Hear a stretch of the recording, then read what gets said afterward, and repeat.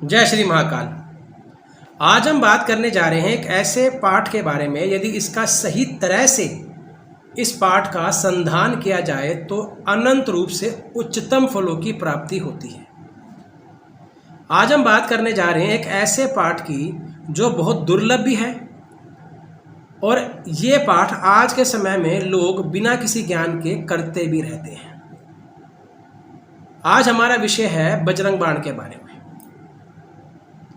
देखिए, पहले तो इसका मतलब समझिएगा। बजरंग बाण हनुमान जी का एक ऐसा बाण, एक ऐसा ब्रह्मास्त्र जिसका प्रयोग जब ही करना चाहिए जब आप किसी तरह की प्रॉब्लम में हो, या आपके ऊपर कोई ऐसा घोर संकट आया हुआ है जिसे मात्र हनुमान जी के द्वारा ही दूर किया जा सकता है। इनके इस पाठ के द्वारा दूर किया जा सकता है। और ये सभी जानते हैं कि हनुमान जी एक ऐसी शक्ति हैं जिनका नाम लेने मात्र से ही कष्ट दूर हो जाते हैं। लेकिन आज के समय में सबसे बड़ी प्रॉब्लम क्या है कि जब भी कोई जातक कोई YouTube देखता है तो सबसे पहले उनकी हर बातों को अपने पे अडॉप्ट करना शुरू कर देता है। जैसे कि आपने देखा होगा कि यदि कोई ज्योतिषी कोई राशिफल बता रहा है, तो यदि कोई उपाय बताता है तो वो बिना सोचे समझे वो उपाय करना शुरू कर देता है, चाहे वो पीड़ा हो चाहे ना हो। यदि कोई वास्तु आचार्य है, वास्तु के बारे में कुछ बता रहे हैं, किसी दिशा के बारे में बता रहे हैं, तो सबसे पहला काम क्या होता है कि फ़ोन को रख के सबसे पहले भागते हैं, वो दिशा देखते हैं और उसकी रेमेडी करना शुरू कर देते हैं, चाहे वहाँ से कोई दोष आ रहा हो चाहे ना आ रहा हो। लेकिन हमारे वैदिक शास्त्र कहते हैं कि जब भी आप किसी प्रकार की साधना का आरंभ करते हैं तो उसके लिए गुरु की कृपा का होना बहुत महत्वपूर्ण है। बिना गुरु के ज्ञान ना होए, और बिना गुरु के ज्ञान जो होता है वो अपूर्ण ज्ञान होता है, जिसके बारे में कहा जाता है कि यदि गलती से भी आप उसका संधान कर देते हैं तो आपको उसके उत्तम फलों के बजाय उसके खराब फलों की प्राप्ति होती है, आपको नेगेटिविटी फेस करने में आती है। तो आज हम यही बात करेंगे बजरंग बाण के बारे में। ज़्यादातर देखा गया है लोग अपने दैनिक दिनचर्या में बजरंग बाण का पाठ करते हैं, लेकिन उनको यही नहीं पता कि जिसका वो पाठ कर रहे हैं कई बार उस पाठ के उत्तम फलों के बजाय उसके खराब फलों को प्राप्त कर बैठते हैं। जब भी हमारे पास कोई पत्रिका आती है तो सबसे पहले हम ये देखते हैं कि जातक किस प्रकार की पीड़ा में है, और यदि वो पीड़ा बहुत बड़ी है तो उसको हम समझाते हैं कि आपको बजरंग बाण का पाठ 43 दिन करना है। उसको उस पाठ के नियम बताते हैं। उदाहरणतः कि आपको सात्विक भोजन करना है, आपको अपनी पत्नी से या किसी बाहर की स्त्री से कोई संबंध नहीं बनाना है, आपको किसी भी तरह से मांस मदिरा का पान नहीं करना है, और कोशिश करना है कि अपने शुद्धिकरण का पूर्णतः ध्यान रखें। जब भी आप किसी पूजा को एक नियम में बंधने के बाद करते हैं, ईश्वर की अनंत कृपा से आपको उसके उत्तम फल मिलते हैं, इसमें तो कोई दो राय है ही नहीं।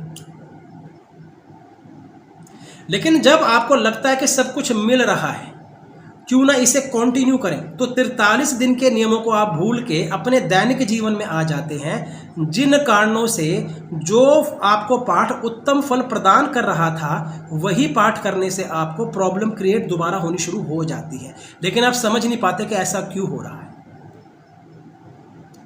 आपने यदि बजरंग बाण पढ़ा हो तो आप जानते हैं कि उसमें भगवान हनुमान जी को श्री राम जी की सौगंध दी जाती है, उनको उनके वचनों के द्वारा बांधा जाता है। तो जब भी हम किसी शक्ति को वचन देके बांधते हैं तो अर्थात उनका संधान जब ही करना चाहिए जब आप किसी बड़ी प्रॉब्लम में हो, ना कि जब आपका मन चाहा आपने पाठ किया और उन्हें बांध दिया। और जब आप इस विशिष्ट पाठ का किसी उत्तम समय में पाठ करते हैं कि आपकी नीड है, आप किसी दिक्कत में हैं, यकीन मानिएगा 110% आपको उसके उत्तम फल प्राप्त होते हैं। इसमें तो कोई दोहराए नामक शब्द है ही नहीं। हनुमान जी की जब भी कोई व्यक्ति पूजा करता है, अनंत आत्मा से करता है, तो गुरुदेव की दया से उनको उत्तम फल तो अवश्य प्राप्त होते हैं। इसमें तो कोई दोहराए नामक शब्द है ही नहीं, कोई इफ और बट तो है ही नहीं, आपको अच्छे फल मिलते हैं। अब यदि आप चाहते हैं कि आपको भगवान हनुमान जी के उत्तम फल प्राप्त हो, तो सबसे सुंदर उपाय है कि रामचरितमानस की रोज उपासना करें, रोज उनके अध्याय का पाठ करें।